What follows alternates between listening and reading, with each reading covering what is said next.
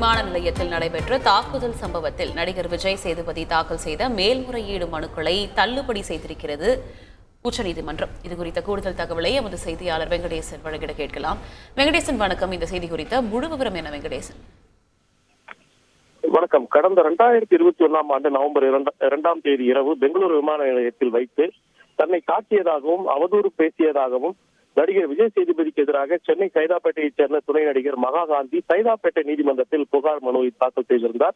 அந்த மனுவில் தன்னை தாக்கியது தொடர்பாக விஜய் சேதுபதி அவரது மேலாளர் ஜான்சனுக்கு எதிராக வழக்கு பதிவு செய்யவும் அவதூறாக பேசியதற்கு அவதூறு சட்டத்தின் கீழ் நடவடிக்கை எடுக்கவும் கோரியிருந்தார்.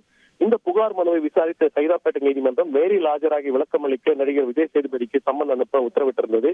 இந்நிலையில் சம்மனை ரத்து செய்ய கோரியும் வழக்கை ரத்து செய்ய கோரியும் விஜய் சேதுபதி உள்ளிட்ட அவருடைய மேலாளரும் சென்னை உயர்நீதிமன்றத்தில் மனு தாக்கல் செய்திருந்தார். இந்த மனுவை விசாரித்த சென்னை உயர்நீதிமன்றம் பெங்களூரில் நடந்த சம்பவம் தொடர்பாக சென்னையில் வழக்கு தொடர முடியாது எனவும் இந்த வழக்கை விசாரணைக்கு ஏற்ற சைதாப்பேட்டை நீதிமன்றம் இயந்திரத்தனமாக சம்மன் அனுப்பியது தவறு எனவும் விஜய் சேதுபதி சார்பில் வாதிடப்பட்டது.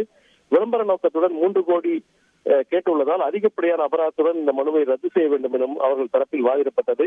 இதை ஏற்ற சென்னை உயர்நீதிமன்றம் நடிகர் விஜய் சேதுபதிக்கு எதிரான அந்த தாக்குதல் புகாரை மட்டும் ரத்து செய்து உத்தரவிட்டதுடன் அதே சமயம் அவர் மீதான அவதூறு வழக்கை 3 மாதங்களுக்குள் முடிக்க வேண்டும் என்றும் சைதாப்பேட்டை நீதிமன்றத்துக்கு உத்தரவிட்டது.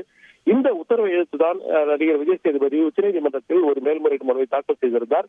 இந்த மனுவை நீதிபதி தினேஷ் மகேஸ்வரி தலைமையிலான அமர்வு கடந்த பிப்ரவரி 2ஆம் தேதி விசாரித்த போது இந்த வழக்கில் குறிப்பாக மனுதாரர் பெரும் புகழுடன் நடிகராக உள்ளார், அவர் கட்டுப்பாட்டுடன் நடந்து கொள்ள வேண்டும் என்றும் இந்த விவகாரத்தை உச்சநீதிமன்றத்தில் உள்ள மத்தியஸ்த மையத்தின் மூலம் தீர்வு காணவும் இரு தரப்பிற்கும் மார்ச் 2ஆம் தேதி ஆஜராக உத்தரவிட்டிருந்தனர்.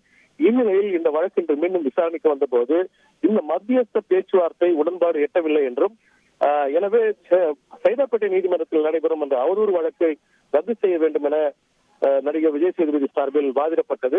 இந்த வாதத்தை ஏற்க மறுத்த உச்சநீதிமன்றம் இதில் எதுவும் செய்ய முடியாது என்றும் சைதாப்பேட்டை நீதிமன்றத்தில் நடைபெறும் அவதூறு வழக்கை நடிகர் விஜய் சேதுபதி எதிர்கொள்ள வேண்டும், அவரது மேலாளரும் இந்த வழக்கை எதிர்கொள்ள வேண்டும் என தெரிவித்து அவர் தாக்கல் செய்த மேல்முறையீடு மனுவை தள்ளுபடி செய்து உத்தரவிட்டது. இந்த உத்தரவு நடிகர் விஜய் சேதுபதிக்கும் அவருடைய மேலாளர் ஜான்சனுக்கும் மிகப்பெரிய பின்னடைவை ஏற்படுத்தியுள்ளது என்று கூறலாம்.